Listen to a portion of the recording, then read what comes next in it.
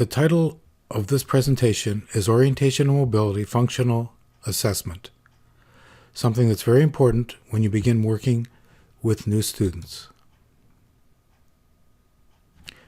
Assessment is a really important starting point. It's a blueprint for all of the instruction that will follow. But there are many differences between a functional assessment for children and a functional assessment for adults. First of all, for children, it must be age appropriate. Even the environment must be appropriate. The actual tasks that will be given to students should be in hallways, in lunchrooms, in common areas where children actually will travel. For adults, they will be in very different areas, and the tasks themselves will be different in terms of what we ask. Also, the amount of vision makes a really big difference in the type of assessment that we provide. Those who have much more vision will be tested on using that vision. Those that have very little vision will be tested on their mobility skills per se. Another very important factor is prior training. It's critical as an element in this evaluation. Those who've had a good deal of training, it'll be possible to test those individuals on more advanced skills. Those who've had very little training, we can't go as far, and those who've had no training, we have to be careful to see that we don't cause undue difficulty for them or even put them into difficult situations that could be dangerous. So the assessment plan will set the direction of instruction. It'll have an influence on the length of the program. It provides information for the family, and it sets goals and expectations for the student.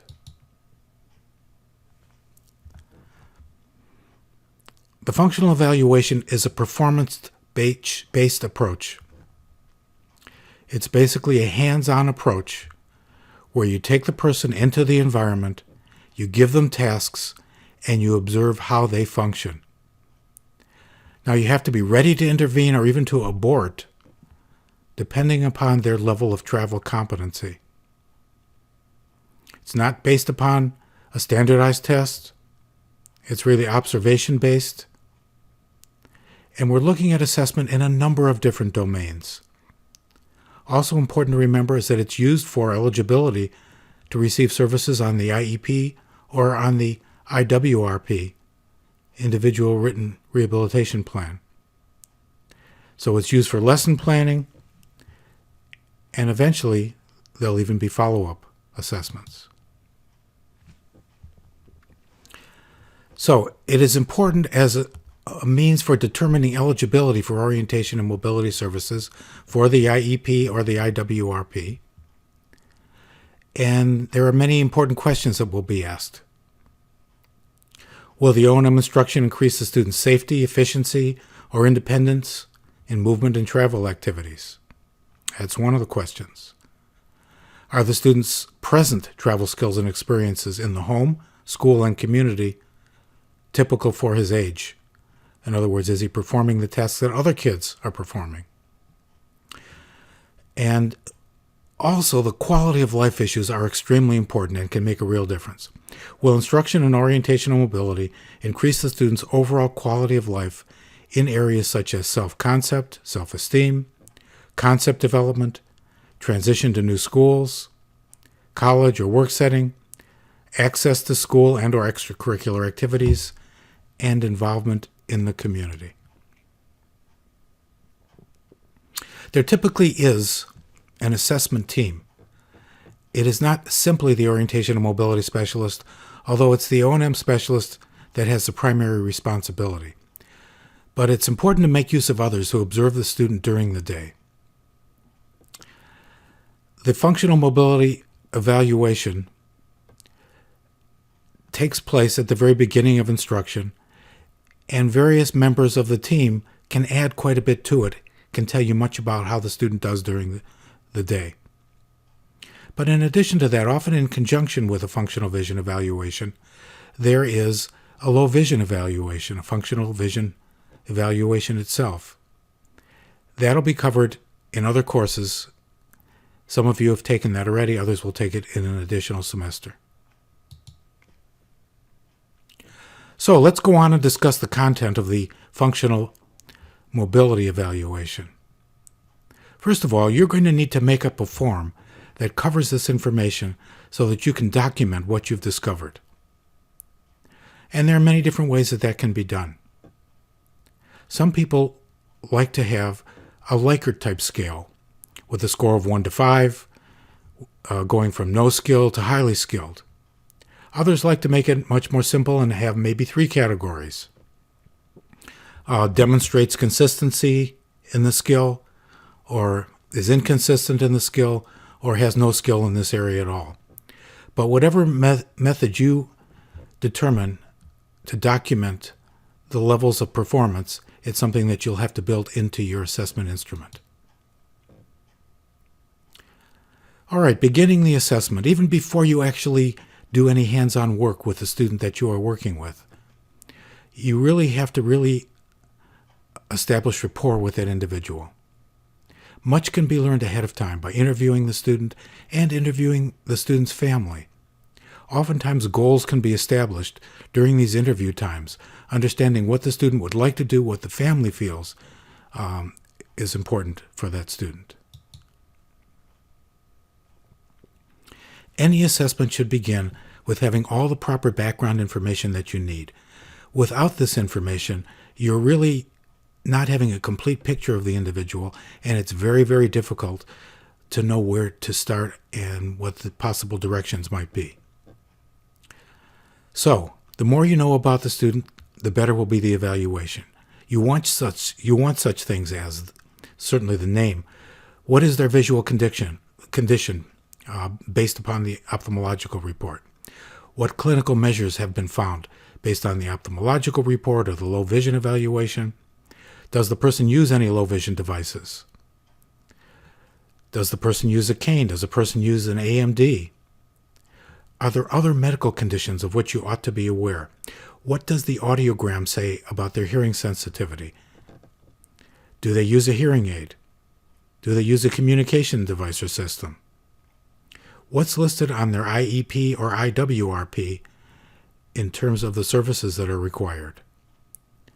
Who are the related other service personnel? For example, would they be OTs, PTs? Who else is working with the student? What language is important for that student to use? Is it English? Is it another language? And the amount of prior training in O&M extremely important.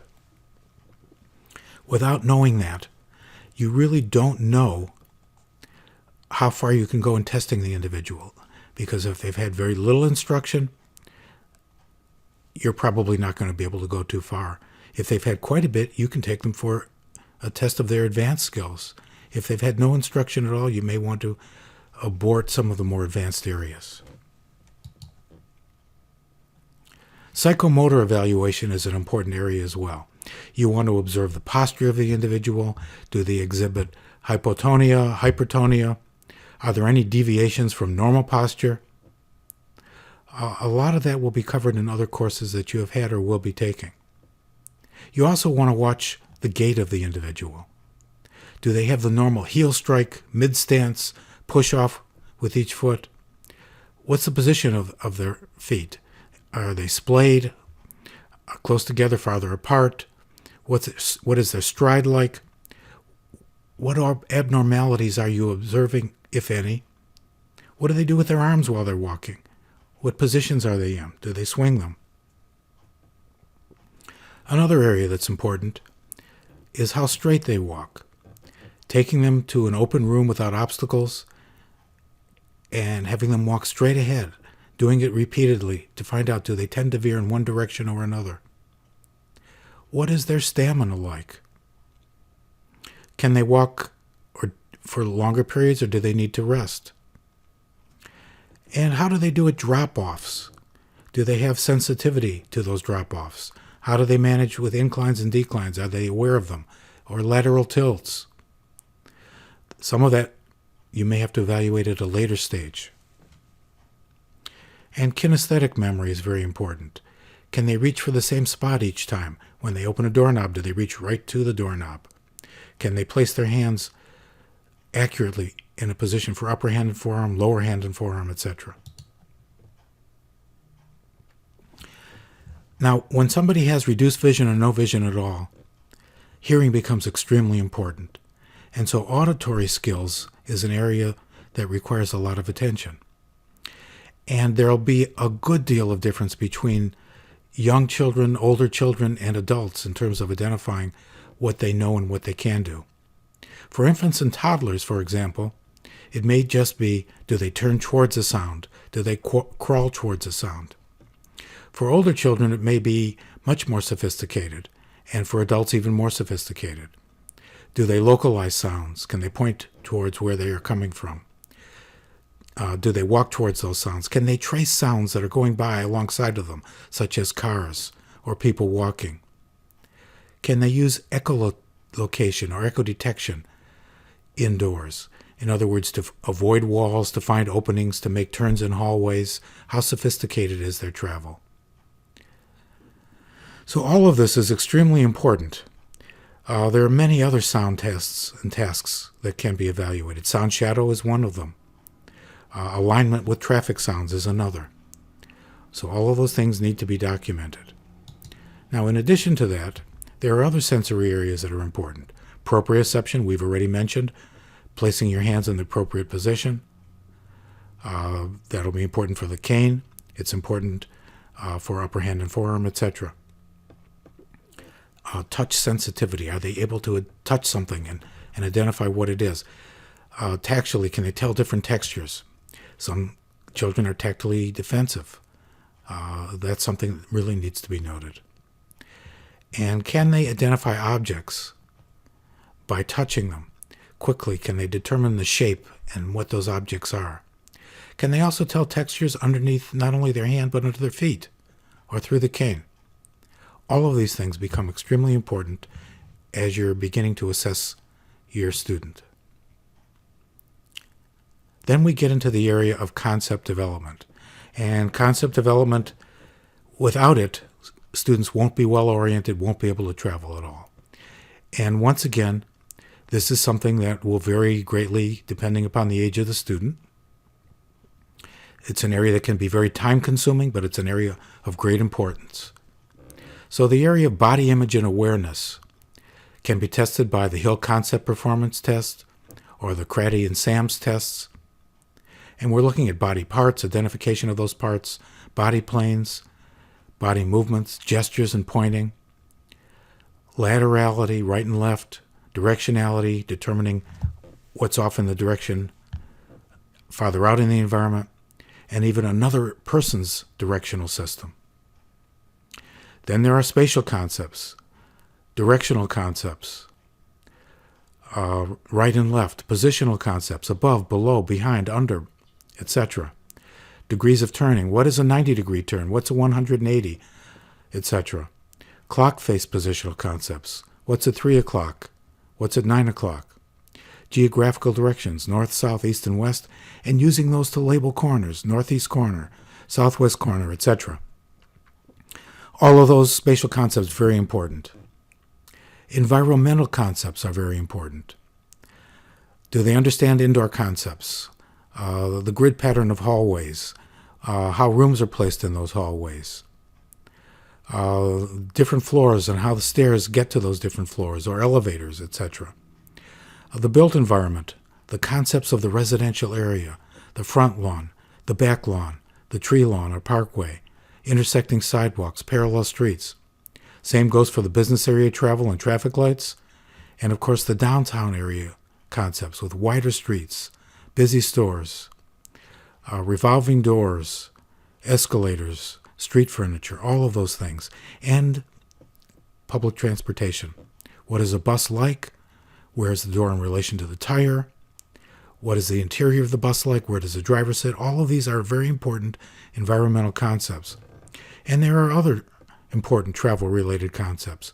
Temporal concepts. Can you judge time and distance? How far you've walked? The use of money. Can you identify coins and bills? Can you count money? Can you make change? Can you use the telephone? Can you use apps on your phone in addition? All of those things will play a role in the person's success in their travel. You're going to be testing all of these concepts, and you're going to be taking people through outdoor trips and through different tasks to find out what they know and what they don't know. All this boils down to orientation, and testing orientation requires outdoor activities that are also time-consuming. If the early tests show little understanding, more advanced tests probably are not needed. But for many people, you'll want to test many, if not all of these tasks. Landmarks, cues or clues, information points, what are the difference between them? Can you reliably establish a landmark?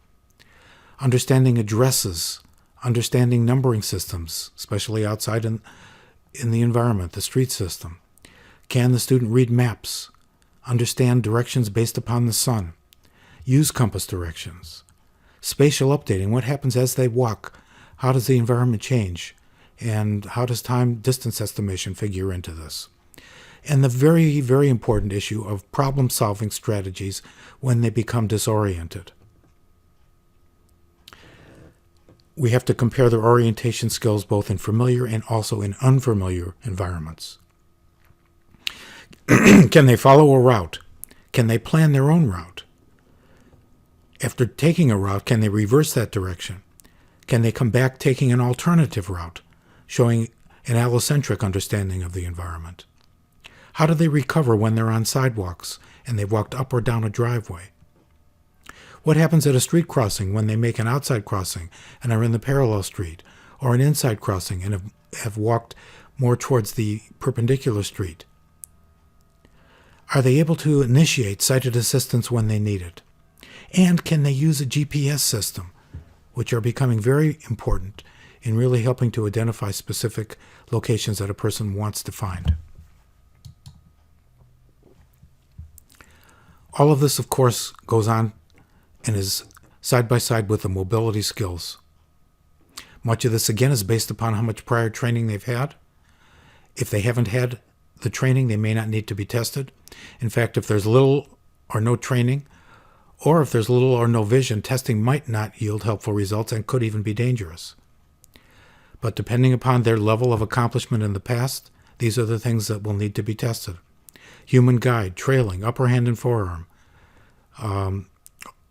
alternative mobility devices, diagonal technique, touch technique, constant contact, ascending and descending stairs, travel in school hallways, travel in rooms at the school, travel in their rooms at home, sidewalk travel, shorelining techniques, blended curb and curb detection in general, getting around, negotiating around objects in one's path, quiet residential crossings without controls, quiet residential crossings with controls, sometimes stop signs, continuous parallel traffic crossings, traffic signal crossings, accessible pedestrian signals and their usage, business travel, roundabout crossings, which are very difficult, traffic island crossings, sometimes called pork chop crossings, downtown travel, congested area travel. For some individuals, travel in a rural environment without sidewalks, mall travel, use of public transportation, and social skills. And social skills, well, an extremely important part is something that also needs to be determined by the TVI.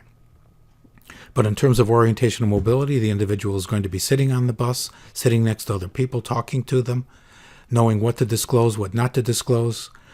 The individual will need to talk with the bus driver. The individual will need to secure sighted assistance from time to time. All of that requires social skills. And then there are additional domains that the assessment team needs to take a look at. They're not related to O&M in the same way, but they're important for orientation and mobility. And often they're conducted by other individuals. The communication skills of the individual. Independent living skills. What skills can they do? Which skills can they not do? And social skills and social behaviors.